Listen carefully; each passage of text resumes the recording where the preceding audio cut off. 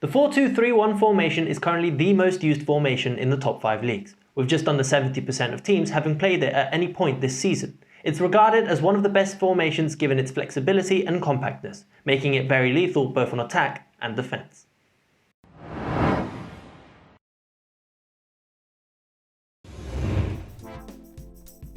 If we take a deeper look at some of the teams that are using the 4-2-3-1, many of them are leading their respective title races. Teams such as Manchester City have had decent success with this formation, only losing one game when using it, while teams such as AC Milan and Bayern Munich are currently first in their respective leagues, and are achieving an incredible win rate with this formation. Finally, the unexpected title contenders Manchester United are also performing very well with this formation, winning 60% of their games. Firstly, if a team intends to line up in this formation, it requires a lot of specific players to occupy the different positions on the pitch. The centre-backs need to be good ball players, as this formation usually requires teams to build up from the back line. The perfect combination would see one more technically gifted centre-back able to move the ball up the pitch with precise passes into the midfield, and one centre-back able to play long balls into the striker. We can see this in AC Milan, who will often play long balls into Zlatan Ibrahimovic. Of the two centre-backs, Kjaer plays on average 4.7 long balls per game, while Romagnoli only plays an average of 1.2 and has more responsibility in building up play through the midfield. The fullbacks are one of the most crucial roles within the 4-2-3-1 and are required to have incredible stamina, as they will be supporting attack and defence constantly throughout the game.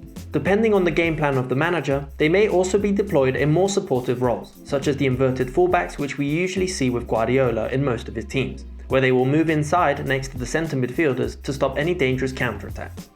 So far this season, Bayern Munich's fullbacks in Alphonso Davies and Pavard have been exceptional, able to support attacks and defence consistently. The midfield is composed of 2 defensive mids and 3 attacking mids.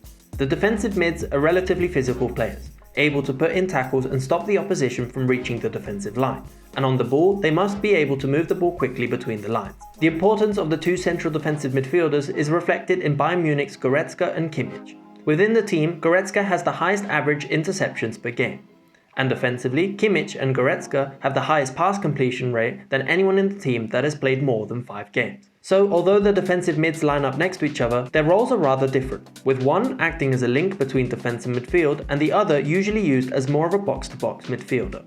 The 3 attacking mids are usually more technically gifted players. The wide players are very good in 1v1 situations, and the central mid is usually the playmaker in this formation, with fantastic passing precision and with ability to spot any weaknesses in the defensive line. Manchester United's attacking 3 have been phenomenal this season, with Martial, Fernandes and Rashford all proving to be extremely dangerous when drifting inside or cutting in behind the back line. Hakan Çalhanoğlu has also been fantastic for AC Milan this season, and is the key to their attacking dynamism. The lone striker in the 4-2-3-1 is usually required to be physically threatening and have fantastic hold-up play, able to flick the ball on to the runners either side of him. He must be able to support the possession play of the team and have good link-up play with the centre midfielder. It's common for the lone striker to play as a false 9 and to drop deep in the midfield to open up the space behind him. Both Lewandowski and Ibrahimovic have been fantastic for their teams this season. They are both physically threatening and very difficult to dispossess, and are extremely clinical finishers. Now we've seen the type of players that are required for the 4-2-3-1 to be successful, let's take a deeper look at the attacking threats it possesses. Firstly, the main advantages when lining up in this formation is the cover the team has all over the pitch, and the relatively short distances between players. By dividing the pitch into 4 equal zones, we can see that this formation can often provide a numerical advantage on either wing. 2 players will always be out wide, with the attacking midfielder being able to move out wide and create an overload in the area of the pitch that may need it. As we can see here, the attacking mid can move into the right inside channel, and the other winger will move into the left inside channel to ensure there are always 3 players in the middle, and the fullback can stick out wide on the other wing to stretch the opposition. This formation is most effective when building up play from the back. The centre-backs will usually split, and the first phase will see one of the CDMs coming short to collect the ball. The fullbacks will usually push high up the pitch, and try and stretch the opposition press as much as possible. So, on the ball, the formation will almost immediately switch to a 3-3-3-1, if being pressed high up the pitch. The defensive mids will usually position themselves on a staggered line and create opportunities for the team to move the ball up the pitch. One structure that is common in this formation is the diamond that is created between the fullback and the 2 defensive mids, with one CDM at the tip of the diamond and the other will move in parallel to the fullback. This shape ensures there is always support in case of pressure, and is a way of creating an overload in possession. This diamond also opens up many opportunities moving up. For example, the winger can come short and swap with the CDM, and the cam can drop deeper and help switch play to the other wing, where there is more likely space to move down. The centre attacking midfielder has a crucial role and will need to have a good understanding with the striker, as they often switch places during the match. We can see this in how Man United have been playing this season, with Cavani or Martial dropping deep into the midfield and Bruno Fernandes cutting in behind on the overlap. The central attacking midfielder will also be the player key to creating overloads high up the pitch. While one of the defensive mids will be playing as a box-to-box midfielder, the centre attacking mid will usually be playing from side to side, linking the wingers with the striker and finding players on the overlap. The striker will be constantly shifting between the lines to open up space for his teammates. On crosses, he will attempt to get in between the goalkeeper and the centre-backs, and during build-up he will usually come short between the defence and the midfielders to lay the ball off to the runners either side of him. A perfect example of this can be seen in West Ham's previous game against Leeds, where Antonio comes deep to collect in the midfield and opens up the space behind him for Soucek to get into. As mentioned earlier, the fullbacks are required to support both attack and defence, and will usually move high up alongside the attacking midfielders. They will also need to have good link-up play with the wide midfielders. If the fullback is wide, then the attacking mid will move into the half space or cut in behind. On the other hand, if the winger is out wide, then the fullback can either act as support or make runs on the inside. In the final phase, the team will often find themselves lined up as a 2-4-1-3 or as a 2-4-4, able to stretch the defence and deliver crosses into the box. Not only is the 4-2-3-1 extremely effective on attack, it's also incredibly solid defensively, with up to 4 players always available to stop any dangerous counterattacks.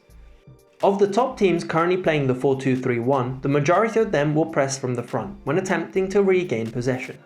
If defending with a front two, then the striker and the cam will press the centre-backs, with the wingers tucking inside either side of the CDMs, and thus shifting to a 4-4-2. If defending with a lone striker, teams will usually shift into a 4-5-1, and most commonly form a triangular shape in midfield to stop any balls into the middle. The advantages of this formation is also the amount of central players that it possesses, and having 3 midfielders will ensure that teams are forced to play out wide and attempt to score from crosses. The 2 CDMs, if positioned correctly, can easily block any balls into the half spaces, and the compactness in the middle will make it difficult for any opposing playmakers to have enough time on the ball. So, as we just saw, this formation has a lot of potential of being extremely dangerous on attack and extremely solid defensively. However, with a lot of moving parts having to work together, if not executed correctly, it can leave a lot of weaknesses for the opposition to exploit. If the opposition's team is playing with a front two, then the defence can often find themselves in a 2v2 situation, especially if the midfielders have pushed high up on the pitch. Having 2 defensive mids is essential for connecting attack and defence, but if out of position, the opposition can easily exploit space in front of the back 4. Secondly, the positioning in the midfield is very important, and it's fundamental for the defensive mids to be staggered on a diagonal line. For example, when defending, if playing as a flat 2, then a ball between the 2 can easily cut the line, and the opposition will find themselves up against the centre-backs. Finally, just as important as the space between the CDMs and the centre-backs is the space between the CDMs and the attacking midfield 3. A mistake that teams in this formation often make is the disconnect between the midfield players, with the attacking 3 not coming deep in the pitch to collect the ball. If the cam is out of position or marked effectively by the opposing team, then it can be difficult for the team to move up the pitch successfully. So, the space between the 2 defensive mids and the 3 attacking mids needs to be confined, as if there is a big disconnect between them, then it's easier for the opposition to intercept passes or move up the pitch when in possession. When executed correctly, the 4-2-3-1 is one of the most exciting formations to watch. The tight spaces between the players allows for some very intricate passing displays. And there's a reason why the top managers in Europe have adopted this formation within their teams, and I believe it will stay this way for the next few seasons. Now, what do you think of the 4-2-3-1? And what is your favourite formation that you like to watch your team play? If you like this type of content, then please leave a like and subscribe to the channel, and leave any suggestions for future videos in the comments down below. Thanks for watching.